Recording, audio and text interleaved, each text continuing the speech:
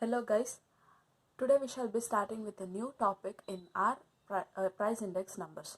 So under methods of constructing price index numbers, we completed unweighted index number, weighted index number. In that weighted index number, we completed Laspeyres method, Parse's method and Fisher's ideal index number method.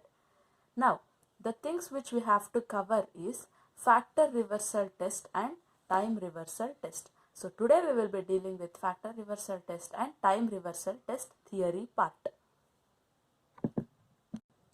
Yes, today we will be dealing with time reversal test and factor reversal test, that is abbreviation TRT for time reversal test, and factor reversal test FRT. Under Fisher's ideal index number. So now time reversal test and factor reversal test, these two are the basic common tests which can be conducted to any price index number method.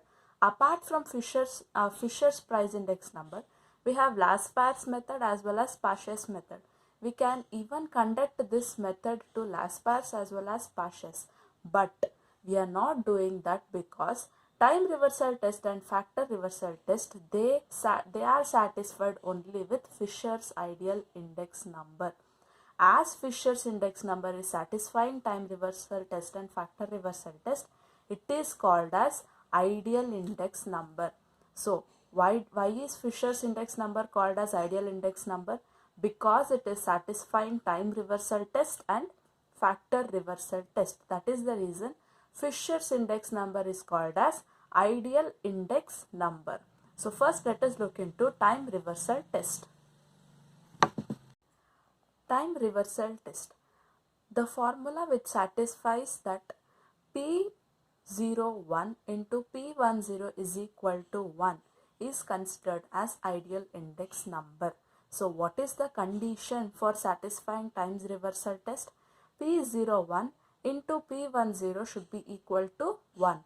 And Fisher's ideal index number is the only formula which satisfies this condition. Hence, we go for time reversal test only under Fisher's index number. So, what is the condition for satisfying time reversal test? P01 into P10 should always be equal to 1. So, formula. Let us look into the formula. This is the very important thing which we have to consider for time reversal test. Now, time reversal test, what does this actually mean? Here we will be reversing the time while calculating the formula. Reversing the time in the sense, I have told you in the previous videos already. P01, when you take P01, you will be considering 0 in the sense base year data in the denominator. When you take P10, 1 is in the beginning, that means you will be considering current year data in the denominator. So you are reversing the time here in time reversal test. P01, that is base year and current year. Here you are reversing the time. Here current year and base year. So P01 into P10 is equal to 1. This is the condition. How do you substitute formula for this? P01 into P10. For Fisher's ideal index number, you know P01 is equal to Laspeyres method into Parse's method, that is P1 into Q0 divided by P0 into Q0 whole into P1 into Q1, P0 into Q1. Yes. So now when you are reversing the time, what is the only thing you have to do here is, what are you taking here? P1 into Q0. This is one set. Yes. The second set you will be reversing the time here. P1 into Q0. P1 in place of 1 you will be taking base year, that is 0. P0 into Q1. In place of 0 you will be putting 1. P1 into Q1. Next, in place of 1 you will be putting 0. In place of 1, 0. In place of 0, 1. In place of 1, 0. That's all. So what you have to do here is, you are reversing the time. Wherever you have 1, you will be putting it as 0. Wherever you have 0, you will be putting it as 1. So P01 is this part and P10 is the second part. When you multiply this, when you simplify this whole root, you should be getting the value as 1. When you get the value as 1, it is called as the Fisher's index number is satisfying time reversal test. So in brief, what is time reversal test? You are reversing the time. Instead of a P01, that is basic thing what we do, multiply it with P10, that means you are reversing the time. That should be equal to 1 and substitute the formula in the same way. For P01, you know the formula. For P10, what you have to do is interchange the time. Wherever you have 1, you will be putting it as 0. Wherever you have 0, you will be putting it as 1. That's all. With that, you will get the formula. And this formula, when you simplify this using the table, values using the table, then it should come to 1. If it comes to 1, that means Fisher's index number is satisfying time reversal test. Now let us move to factor reversal test.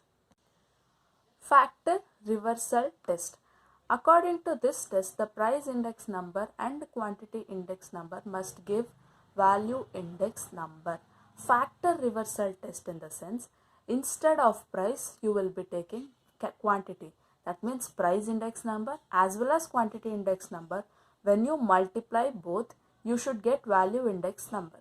So what is value index number? Where value index number is equal to current year data, that is summation P1 into Q1 divided by P0 into Q0. That's all. So this is the simple formula for value index number. What is value index formula? Summation P1 into Q1 divided by summation P0 into Q0. So next, this condition is satisfied only by Fisher's index number. Hence we go for factor reversal test only under Fisher's index number. And what is the condition to be satisfied? P01 into Q01 is equal to summation P1 into Q1 divided by summation P0 into Q0. Looking the table, you will come to know what is summation P1 Q1 value and summation P0 Q0 value. And once we solve the once we solve the problem, you will get to know very easily. As of now, understand the theory part. That's all. So how do you substitute P01 into Q01? Let us look into that. Factor reversal test, I have told you. Time reversal test, what did we do? In place of 1, we put 0. In place of 0, we put 1. Here, in place of P, we will be putting Q. In place of Q, we will be putting P. Factor, you are changing the factor here. Instead of price, you will be taking quantity in the second set of the formula. First set will remain the same. Yes. So, P01. What is the formula for P01? Summation P1 into Q0 divided by summation P0 into Q0, that is 0, whole into summation P1 into Q1 divided by summation P0 into Q0. Now guys, observe here, what did we do for Q01? We are changing the factors, that's all. Time will remain the same. Here what is the value? Summation P1 into Q0. Instead of P, you will be putting here quantity, that means summation Q1 into P0. Here it is P0 into Q0. So summation Q0 into P0. Next, whole multiplied with summation P1 into Q1. That means summation Q1 into P1. Whole divided by summation Q0 into P1. Yes. So with this, we completed our substitution of formula. So what is P01? The first part, and Q01 is the second part. So what are you interchanging here? Only the factors. The time will remain the same, but only factors you are changing. In the previous time reversal test, factors will remain the same. You were changing only time. So remember, time reversal test, you will be changing the time. That is, in place of 0, you will be putting 1, and in place of 1, you will be putting 0 for P10. In case of factor reversal test, for Q01, you will be interchanging the factors. In place of P, you will be putting Q. In place of Q, you will be putting P. That's all. When you simplify this formula, it should be equal to what? Value index number. So what is value index number?